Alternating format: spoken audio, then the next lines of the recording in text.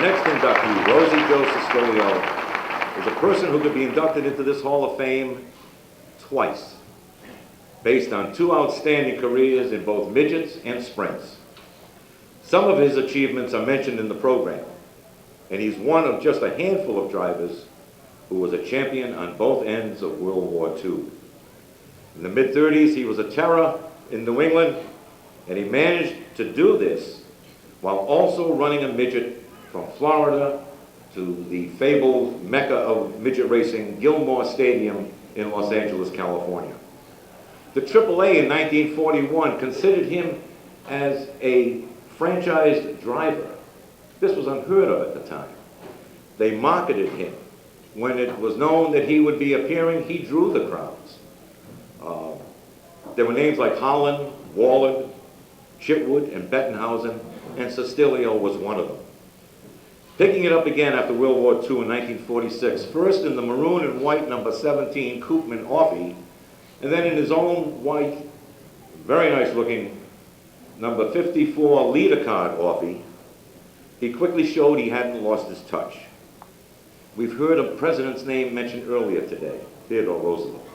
Well, in 1947, the Boston Globe ran a story about Joe Sostilio and let everyone in on a secret. Running a midget that year, he made more money than the President of the United States, Harry Truman. A bit of inside information about Joe. The name Rosie could have been his disposition, possibly could have been his complexion, but it's deeper than that. As a kid, his favorite show featured an actor by the name of Rosebud. And Joe would lie on the floor, listen to the radio, and listen to this show. Somebody at the shop, his father's shop, nicknamed him Rosebud. This was later shortened to Rosie, and that's the only secret about the name. That's how he picked it up. Out in the Midwest, he was known as Joltin' Joe Sostilio, which came as a surprise to me. But all I can figure is at the same time, there was a great Yankee ball player, Joe DiMaggio, who they referred to as Joltin' Joe. Those Hoosiers probably said, well, first name is Joe on both of them. Last name ends in a vowel. Let's call him Joltin' Joe Sostilio. While running his midgets in New England, he dragged them into the cellar during the winter to work on them.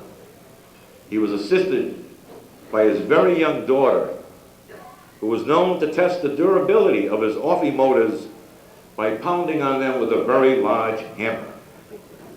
In the spring, Joe would drag the midget out of the cellar. His wife Alice would push him with the truck or with a car, and Joe would go around the streets of Natick checking out the motor. He helped very many young people along the way. He took in a very young man, Jimmy Bryan, who showed up at his door with a t-shirt, a pair of jeans, cowboy boots, and very little money. Joe helped to get him started, and in 1958, Jimmy Bryan went on to win the Indianapolis 500, with Joe Sostilio handling the right front tire changes. The right front man is always the most important man on the team. When the Indy Racing League ran at New Hampshire International in 1996, Joe flew up from Florida and with his good friend Tommy Caruso walked the pits. Who spotted Joe and hadn't seen him in over 40 years but A.J. Foyt. Foyt ran up to him, threw a bear hug around him. Both of them were kind of misty-eyed, and Foyt said to him, when I left Texas to run the sprints in the Midwest, I was told one person I should watch for was Joe Sostilio. Well, apparently A.J. watched him very well because A.J. went on to win the Indy 500 4 times. Joe's patented trademark. When he'd get pushed off in a midget, he'd have a cigarette in the corner of his mouth, his goggles down around his neck. He'd take a couple of slow laps, reach down with his hand, feel if the oil was warm. When the oil was warm, flick the cigarette, goggles up, and he was on it. You could tell Joe Sostilio, no matter if he was running a car with no number on it. That was his patented way of doing things. Sadly, Joe Sostilio passed away in 2000 at the age of 85. In 1993, some of us saw him last drive a midget at Seacon Speedway, When he was honored by the Vendetti family, he was 79 years old at that time, and he still had it. His career spanned 4 decades. He won over 300 midget and sprint car features, and in the halcyon days of midget racing, he ran them 7 nights a week, and then would jump into a sprint car for a Sunday show. He did it all. It is my distinct pleasure to present the name of a great champion, Joe Sostilio, for induction into the Near Hall of Fame. Please welcome Joe Sostilio's daughter, Helen Dolan, who has come up from Florida with her husband, Richard, but without the hammer, to accept this very deserved induction of her dad. Joining Helen and Richard are Joe's niece, Claudette Caruso, her husband, Roger, and their son, Roger P. Would you come up, please?